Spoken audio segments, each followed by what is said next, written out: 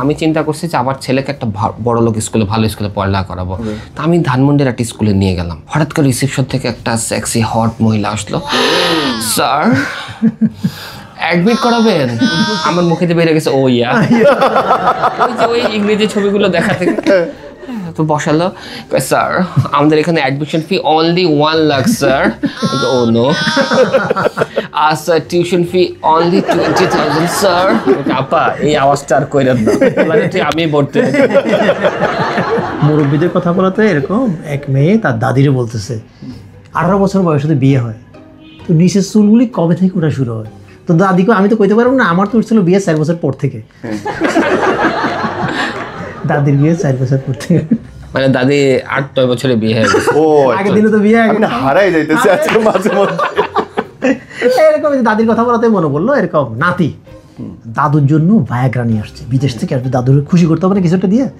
Viagra দিয়ে বলছে, দাদু এটা নিয়ে যদি তুমি মজা পাও তাইলে আমার বালিশের তলে 500 টাকা রাখবা। পরদিন দেখে বালিশের তলে 1,500 টাকা। কই দাদু 500 টাকা দেওয়ার কথা ছিল না, 1,500 টাকা দিলা? কইটা তোর দাদি দিছে। এইটাই আরেকটা লোক আছে এরকম যে একটা কেঁচো দাদা আর হচ্ছে নাতি বাগান করে গার্ডেনিং করতেছে, হঠাৎ করে একটা কেঁচো বের হয়ে আসলো। হ্যাঁ, তো এখন দাদা কইতেছে, ওই নাতিটা চেষ্টা করতেছে এটাকে আবার ঢুকাবার ভেতরে। তো দাদাকে এটা আর ঢুকবে না রে, এটা তো প্রমাণ আমি নিজে। নাতিকে আমি এটা ঢুকাতে পারবো। হ্যাঁ, নানা কয় কিভাবে পারবে বল? কয় তুমি বাজি 500 টাকা। ওকে ঠিক আছে। ও যে হেয়ার ড্রায়ার আছে না, হেয়ার ড্রায়ার নিয়ে আসলো, এনে কেঁচোটা দিয়ে হেয়ার ড্রায়ার দিয়ে কেঁচো শক্ত করে ফেললো, করে ঢুকাই দিল গর্ততে। না তো দেখে এক্সাইটেড, হেয়ার ড্রায়ারটা নিল, দিয়ে করলে তুই থাক আমি 500 টাকা নিয়ে আসি। নানা যায় আইসা 2,000 টাকা দিল, বাকি 1500 তোর মানে খুশি হয়ে দিচ্ছে। এই যে নানার কথা বলো না, নানার কথা বলাতে মনে পড়লো এরকম, আমি আমার নানার দেখিই নাই, মিস করতেছি। আমিও দেখি নাই, আমি একটু দেখছিলাম, কিন্তু আমার দেখার পর উনি মারা গেছে। মানে নানা যাবে বাঘ শিকার করার জন্য, তো নানিকে বলতেছে কি কি লাগবে, উনি গোছাই দিচ্ছে। উনি একদিনের জন্য বাঘ শিকার করতে যাবে, তো নানা বলতেছে লেখো 1 ডজন জাইঙ্গা। নানি তো অবাক, একদিনের জন্য শিকার হয়ে যাবা, 1 ডজন জাইঙ্গা কেন? তোমার কি ধারণা বাঘ খালি একবারে ডাকবো? মানে ডাকলে তো একবারে বাঘ ডাকলে ভিজা যাবে। এরকম আর বলে বলো, এরকম নানাই যাবে আবার বাঘ শিকার করার জন্য, সব রেডি, সব এবার জায়গা ভেঙ্গে যা আছে সব নিয়ে রেডি, কিন্তু বাসা থেকে বাইরে দিচ্ছে না। নানুর কি বাইরে না কেন? কেমনে বাইরে? বাইরে কুত্তা বসে আছে না। আপনি বলেন না যে আমাদের এই সোফাটা আপনি আপনার জন্য স্পেশালি কিনছেন, এইটা এই ঘটনা শোনার পর আমার একটা কথা মনে পড়লো। একটা খুব স্মার্ট কুত্তা, গলায় একবারে বেল্ট টেল্ট বাঁধা, একটু আচমকা একজনের বাসায় হাজির। তোর লোকটা এই গলায় বেল্ট মেল্ট দেখে বুঝতে কোন মালদার পার্টির কুত্তা মরতে হবে ভাবচাক করে দেখে, কুত্তা দেখে আবার ওনার পিছিয়ে পিছিয়ে বাসার ভিতরে ঢুকে গেছে। বাসার নির্দিষ্টটা কোণে গিয়ে ঘুম, এবং সে নির্দিষ্ট 1 ঘন্টা ঘুম দিল, ঘুম থেকে উঠে আবার চলে গেছে। প্রতিদিন এভাবে আসতো, নির্দিষ্ট টাইমে আসতো, ঘুমাইতো, আবার চলে যেত। তখন ওনার মনে চিন্তা হইলো এটা নিশ্চয়ই আরো একটা কুকুর হইতে পারে, কোথেকে আসে, এই জন্য এটা বাইর করা দরকার, বা ইনফরমেশনটা ওনাকে জানানো দরকার যে কুকুরটা এইখানেই আসে।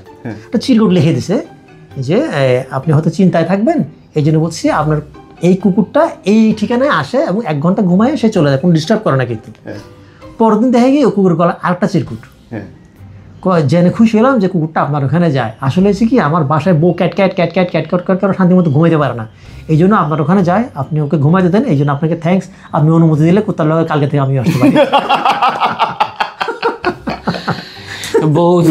এটা একদম জোস কথা ভাইয়া, প্রত্যেক বিবাহিত পুরুষ বুঝতে পারবে।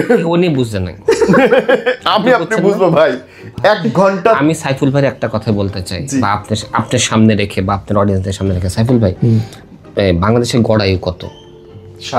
60। সাইফুল ভাই অলমোস্ট কাছায় গেছে।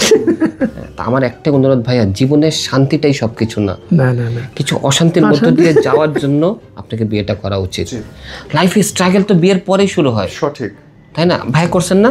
কত বছর হয়েছে? আমার 8 মাত্র। এখন তো সুখের টাইম যাইতেছে। না আমার শুরু হয়েছে, শুরু থেকে শুরু হয়েছে। ছেলে মেয়ে কয়টা? একটা। তাও শান্তিতে আছেন। আমি আজকে 13 বছর হয়ে গেছে বিয়ে হয়েছে, আলহামদুলিল্লাহ। ধরা খাই বিয়ে দিছেন না কেন? কই অত গাড়া শুনতে, আপনি শেষ পরে করছেন। তাই এই জন্যই তো বলি যে আপনার যে বয়স হয়েছে আপনি কিভাবে বুঝবেন? কিভাবে বুঝবেন? যখন আপনার বউ আপনার সন্দেহ করা বন্ধ করে দিবে।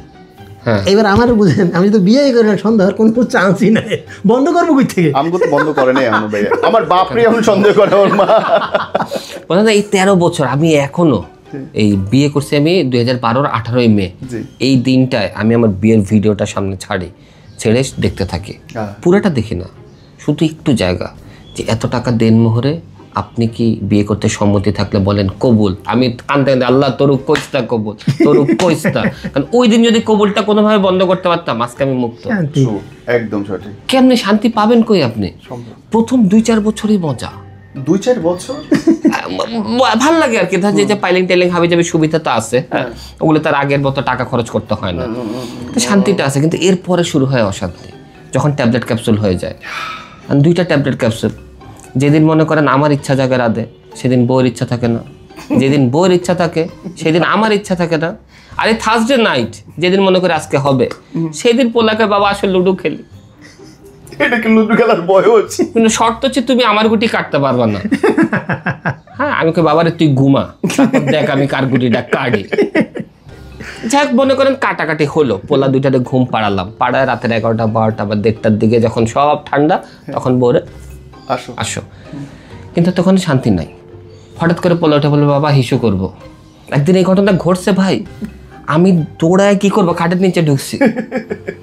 কষ্টটা ওই জায়গায়, কষ্টটা হচ্ছে কি প্রত্যেক মিডল ক্লাস ফ্যামিলির খাটের নিচে আলু পেঁয়াজের টুকরি কেন রাখে, কেন জানি না। আমি আমার খাটের নিচে আছে না, আমি তো ওইভাবে তাড়াহুড়া করে ঢুকছি, কিসের সাথে কি বাড়ি গেছে আমি 5 মিনিট অজ্ঞান। নট অনলি আলু পেঁয়াজ রাখা আমার খাটের নিচে, আমি জানি না কেন। না যে বাড়িওয়ালি কাজের মেয়ের ধরছে, এই তুই তো আছে ঘর ঝাড়ু দিস নাই, খালাম্মা এত বড় মিথ্যা কথা কইতে পারলেন? বিশ্বাস নাহলে খাটের তলে গিয়ে দেখেন, ঝাড়ু দিয়ে সব ময়লা খাটের তলে ঢুকে রাখে। আপনি খালি নট আলু পেঁয়াজ, ময়লাও রাখো, আপনি যে লুকাবেন কোনো ভরসা নেই। এরকম আছে না, জামাই বউর জন্য নিয়ে আসছে, শোনো তোমার জন্য আমি আজকে গাজর বেগুন মূলা নিয়ে আসছি। বলছে কেন, তুমি কোথাও যাবা নাকি? ও গাজর ঠিক সেম একটা কারণে এক মেয়ে গেছে শারীরিক দুর্বলতা নিয়ে ডাক্তারের কাছে। তো ডাক্তার সব কিছু দেখে নিয়ে বলছে কনগ্রাচুলেশন, আপনি প্রেগনেন্ট। কি বলেন, আজকাল বেগুনেরও ভরসা করা যায় না। এই খাটের নিচে কেন আপনি দেখেন প্রত্যেকটা মিডল ক্লাস ফ্যামিলির এই যে সোফার নিচে ওই যে কি বলে শপিং ব্যাগ, হ্যাঁ ভরা, একদিকে উঁচু। আপনি যাবেন আমার বাসায় যে বসবেন, আপনি দেখবেন আপনি এক সাইড উপরে এক সাইড নিচে। আমি খুঁজতেছিলাম আছে নাকি প্রত্যেকটা বাসার। এখন তো আরেক নতুন সিস্টেম, ওই আয়রনকের দোকানে যাইতে হয় না, সুন্দর করে ভাঁজ করে মা ওই যে জাজিবের নিচে রেখে দেয়, এটার উপরে শো। সকালবেলা উঠে থেকে আসবে সোজা হয়ে গেছে। এই যে বাসরাত দেখে শুনে মনে বললো এরকম এক লোক বাসরাতে এরকম বউর সাথে রোমান্স করে খুশিতে 500 টাকা দিয়ে দিছে, বউ আবার 300 টাকা দিছে ফেরত দিছে। আমার এইটা তো এই যে আমরা যে হাত দেখাই না বিভিন্ন জায়গায়, পাখি টাখি হাত দেখায়, এইটা নিয়ে মোটামুটি একটা ঘটনা মনে বললো। এরকম এক মহিলা গেছে তোতা পাখির হাত দেখাইতে, তোতা পাখির হাত দেখে তো খানকে মাগে এরকম শব্দ যদি উচ্চারণ করে, মহিলা তো যা কি গেছে, কিন্তু যে তোতা পাখির যে মালিক হ্যাঁ কি অবস্থা বুঝেন, এও করছো কি কখন থাপড়া পানির মধ্যে চুবাইছে, আর করবি আর কখনো বেয়াদবি করবি, সরি বল সরি কইছে। এর মনে বলছে আচ্ছা তোতা পাখির জিজ্ঞেস করছে, ধরো আমার বাড়িতে আমি আর একজন পুরুষ লোক আছে, তাহলে পুরুষ লোকটা কে হইতে পারে? বলে আপনার স্বামী। কাছে ধরো আমার বাড়িতে আমি আর 2টা পুরুষ লোক আছে, তাহলে কে হইতে পারে? একটা আপনি, একটা আপনার স্বামী, আরটা হচ্ছে স্বামীর ভাই। কাছে ধরো আমার বাড়িতে আমি আর 3টা পুরুষ আছে, তাহলে কে হইতে পারে? একটা আপনি, একটা আপনার স্বামী, একটা স্বামীর ভাই আর আপনার ভাই। কাছে ধরো আমার বাড়িতে আমি সহ 4টা পুরুষ লোক আছে, কে হইতে পারে? কইছিলাম না খানকি মাগি।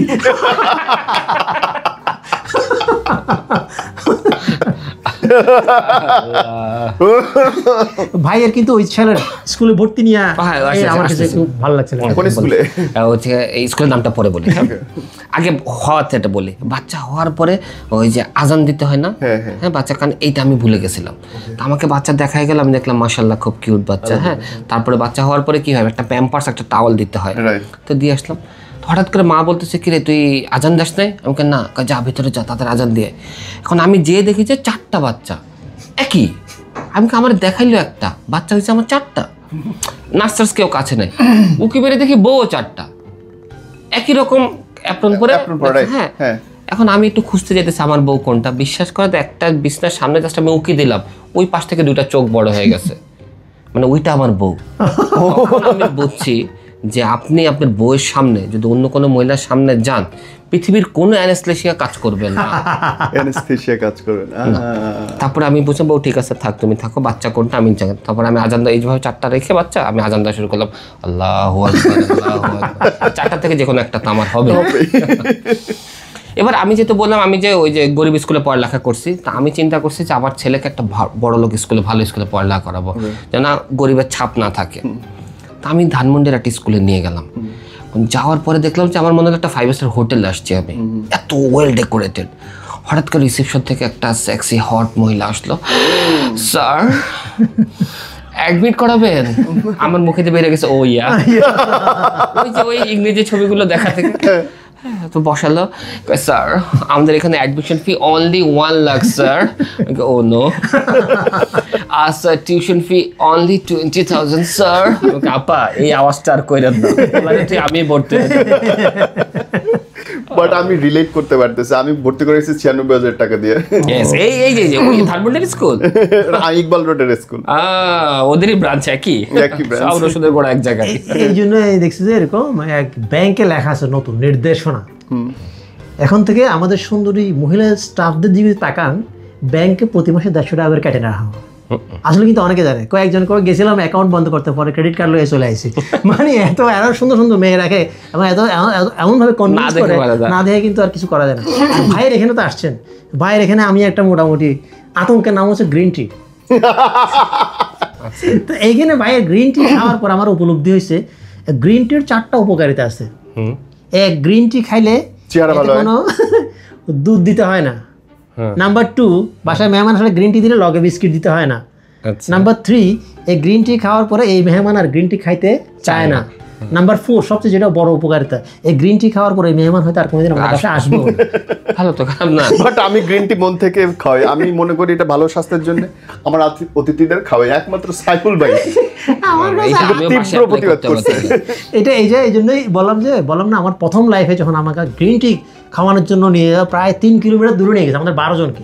এই 12 জনের কেউ কোনো গ্রিন টি খায়নি, এক্সাইটেড গ্রিন টি কি জিনিস খাওয়ার জন্য। এই 3 কিলো দূরে আমরা সবাই যাওয়ার পরে সবাই লাইন ধরে বসছি, মোটামুটি 12 জনকে 1 মগ করে দিছে।